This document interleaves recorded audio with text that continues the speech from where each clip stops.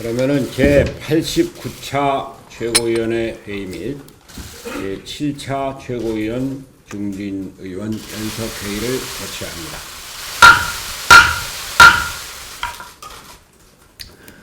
당이 어수선하죠. 어제 당에서 의총을 열고 사당 원내대표가 합의한 선거제도 개편, 공수처 법안, 검경수사권 조정안 이런 데 대한 패스트트랙에 올릴 합의를 추인을 했습니다. 여러분이 다 보시다시피 우리 당의 의원총회에서 고성이 오가고 또 비밀투표까지 거쳐서 단 한 표의 차이로 추인을 했고 추인안이 통과가 됐습니다. 우리 당의 모습을 보면서 당을 사랑하는 많은 국민들, 당원 동지 여러분들께서 걱정을 하시면서 당이 분열의 분당의 위기로 치솟는 것이 아니냐 이런 걱정도 많이 하셨습니다. 이것은 우리 당의 문제일 뿐만이 아니라 우리 한국 정치의 고민을 그대로 보여주는 것이기도 했습니다. 그런데 실로 따지고 보면은 이 모든 과정이 바른미래당이 끌려가는 것이 아니라 바른미래당이 주도해서 만든 일입니다. 아시다시피 제가 또 이정미 정의당 대표와 함께 단식을 통해서 연동형 비례대표제라고 하는 선거제도 개혁에 불씨를 살리고 바람을 일으켰습니다. 어제 있었던 진통, 이것도 그냥 패스트트랙, 또 공수처 법안의 수사권, 지휘권 분리의 문제가 아니라 선거제도 개혁을 위한 진통입니다. 우리나라 정치가, 국회가 거대 양당에 의해서 극한 투쟁으로 휘몰리는 이런 정치가 아니라 합의제 민주주의를 이루고 연합정치를 하자라고 하는 그 기틀을 만들기 위한 선거제도 개혁의 시발이었던 것입니다. 패스트트랙도 실상 더불어민주당은 자유한국당과 더불어서 선거제도 개혁에 대해서 관심이 없었습니다. 피하려고 했습니다. 그러나 저희가 지핀 불씨가 바람을 일으키고 국민적인 여론이 선거제도를 바꿔야 된다 라고 하는 쪽으로 불면서 더불어민주당도 피하지 못하고 연동형 비례대표제에 찬성을 했고 그 안을 내놨으면서 그러나 거기에 더불어민주당의 또 대통령의 관심사인 공수처 법안을 패스트트랙에 같이 넣자고 한 겁니다. 저는 연동형 비례대표제가 의원수의 제한, 또 연동형의 비율 이러한 것들로 많이 누더기가 돼서 사실 독일과 같은 연동형 비례대표제, 독일과 같은 합의정치를 꿈꾸어온 사람으로서는 불만스럽게 짝이 없었습니다. 더더군다나 그것을 패스트트랙에 올려놓는다고 하는 것도 그렇고 다른 법안과 연계시켜서 패스트트랙을 한다는 것 정말 말이 아니었습니다. 그러나 우리나라 정치가 언제까지 이렇게 거대 양당의 극한 대결 정치로 싸움의 정치로 갈 것인가, 이제 정치 구조를 바꿔야 되겠다고 하는 저와 우리 바른미래당의 모든 신조가 여러 가지 부족하지만 최선은 아니지만 차선으로, 아니 차선이 아니라 최악을 피하자고 하는 차악일지라도 우리가 이것을 만들어보자 라고 하는 생각으로 패스트트랙 협상에 임했고, 우리 김관영 원내대표는 김 대표가 갖고 있는 모든 지략과 지혜 또 끈기를 다해서 여야 합의안까지 만들어 왔습니다. 저는 어제 있었던 우리 당의 분열된 모습, 내용, 우리의 현주소를 보여주는 것 같아서 국민 여러분께 송구스럽기 짝이 없습니다. 그러나 한번 생각을 해보십시오. 바른미래당이 그냥 우리 의석 몇 개 얻겠다는 것이 아니라 한국 정치 구조를 바꾸기 위해서 제3당으로 최선의 노력을 다할 때 우리는 힘을 합치고 단합된 모습으로 정치 구조 개혁에 나섰어야 합니다. 그러나 개인과 그룹의 정치적인 이해가 이걸 가지고 당을 분열로 몰아넣는 것, 이것은 대단히 송구스럽고 또 사실 국민들에게 보여줄 낯이 아닙니다. 저는 이 자리에서도 다시 한번 당의 모든 분들께 말씀드립니다. 바른미래당은 이제 새로운 정치 구조의 중심에 설 것이고 우선 내년 총선에서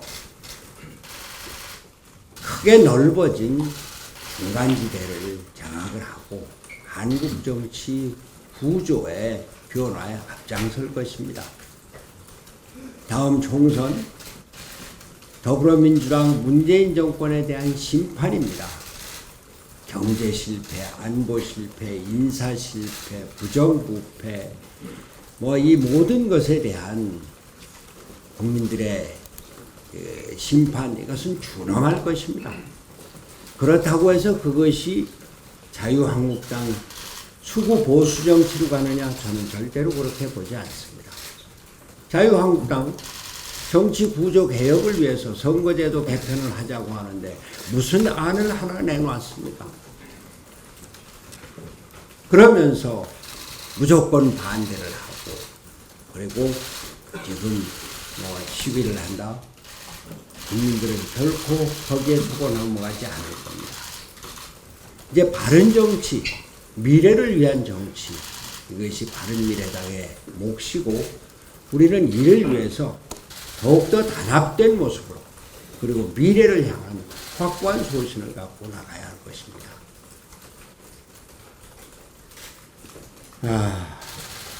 오늘 아침에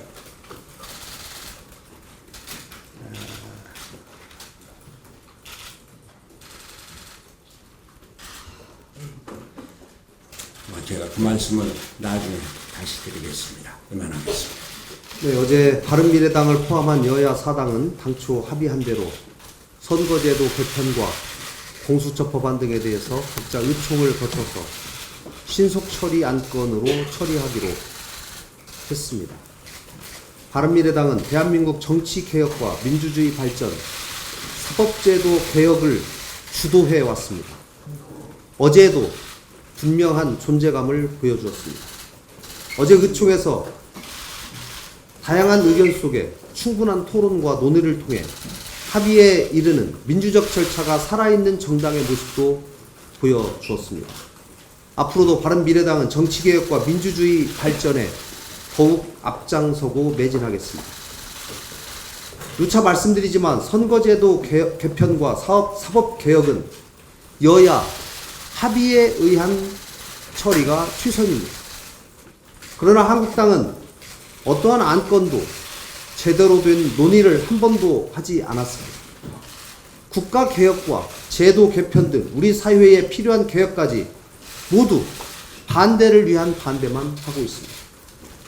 패스트트랙은 이러한 한국당을 개혁 논의를 위한 협상 테이블에 함께 할 수 있도록 하는 계기가 될 것입니다.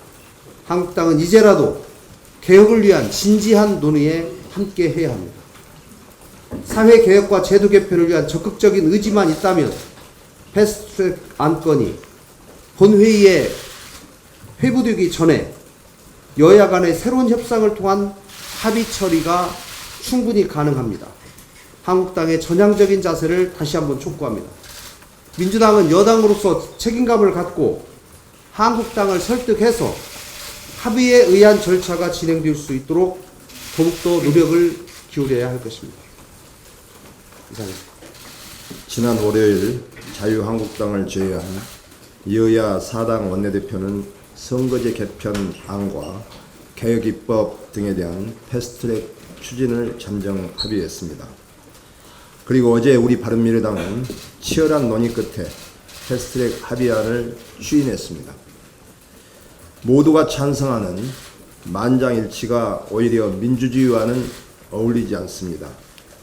우리 바른미래당 구성원 모두가 합의안을 찬성을 했다면 좋았겠지만 정치 집단이 특히 보수와 진보가 만나서 중도를 지향하는 우리 바른미래당으로서는 찬반이 팽팽하게 맞서는 것이 오히려 자연스러운 일이라고 생각합니다. 천신만고 끝에 이제 방향은 정해졌습니다. 속도를 내야 합니다. 선거제 개편은 어쩌면 현직 대통령을 탄핵했던 촛불혁명보다 더 어렵고 험난한 길이 될 수 있습니다. 그럼에도 불구하고 우리는 그 길을 가야 합니다. 패스트트랙이 지정되면 자유한국당은 국회를 보이콧하고 장애투쟁에 나선다고 합니다.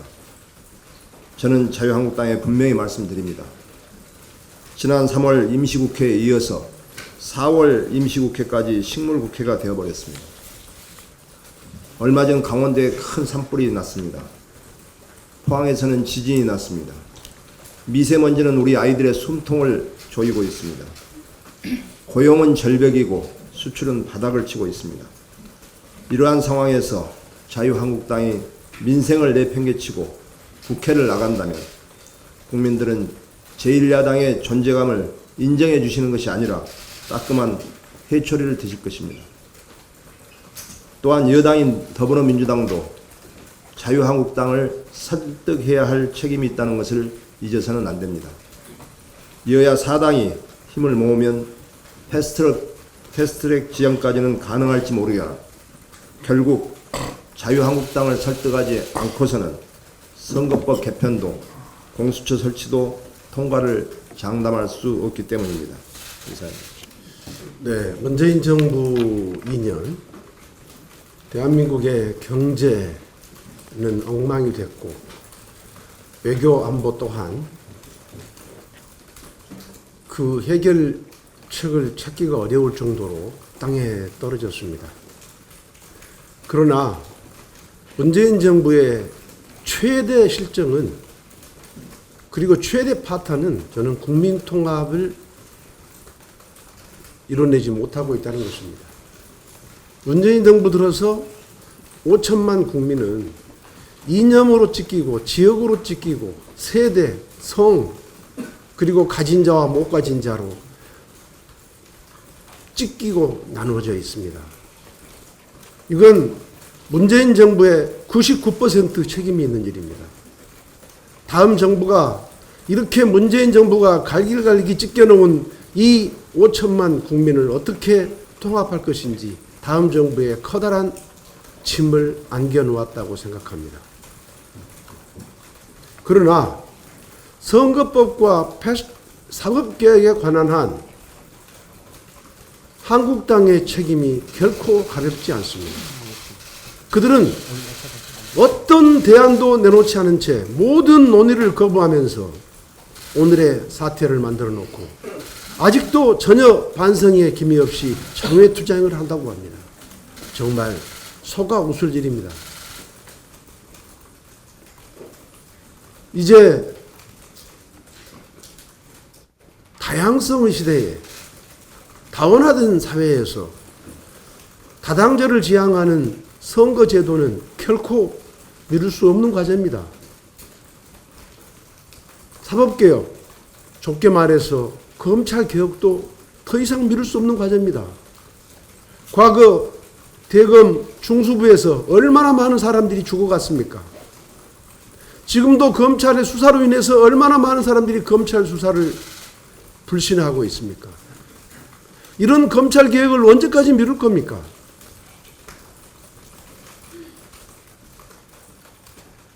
그런데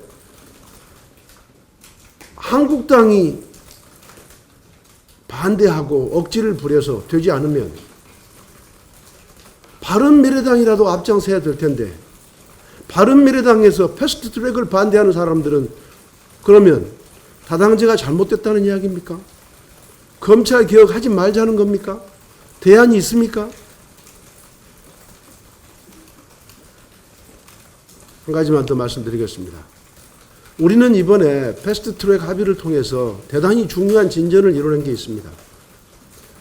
제왕적 대통령제의 청산을 위해서는 개헌이 뒤따라야 합니다.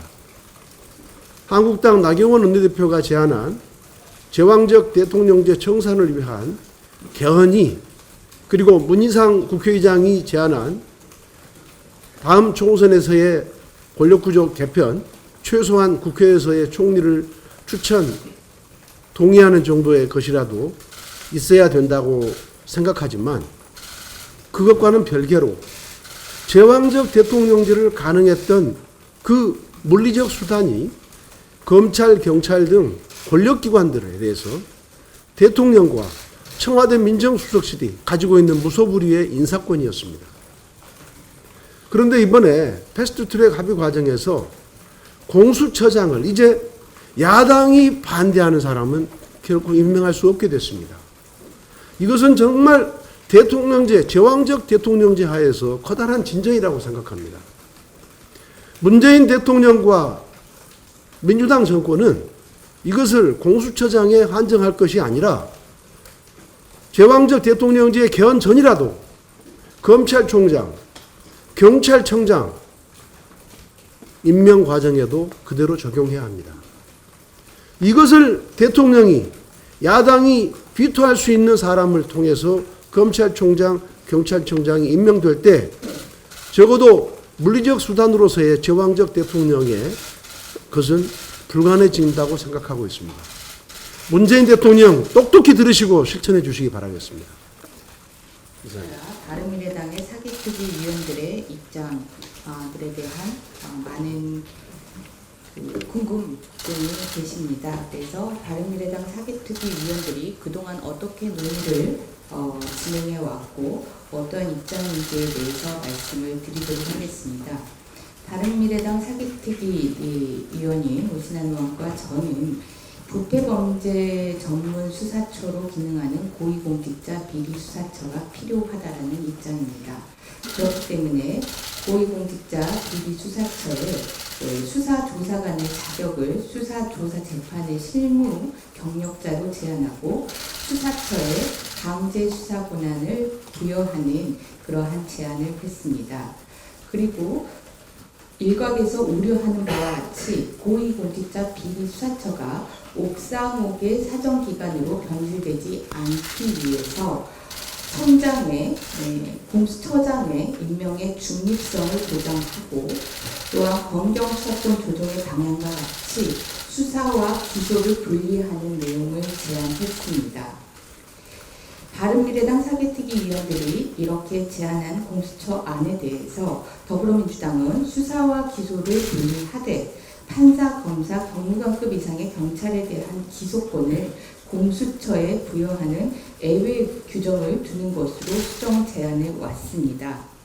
그러나 더불어민주당의 이 수정 제안은 고위공직자 비리수사처가 옥상옥의 사정기관으로 변질되는 데 대해서 아무런 기능을 하지 못하기 때문에 사당 원내대표 합의문에 더불어민주당의 수정 제안을 하나의 예시로 두고 실질적 견제를 위한 제도적 장치를 마련한다라는 재수정 제안을 하였습니다.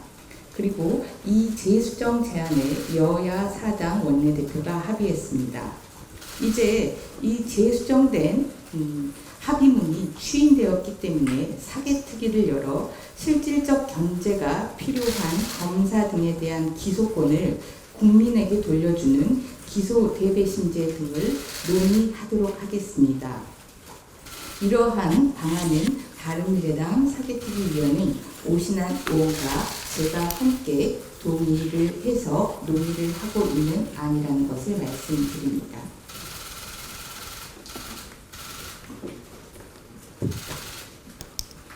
다른 의뢰 발언이 없으신 것은 공격을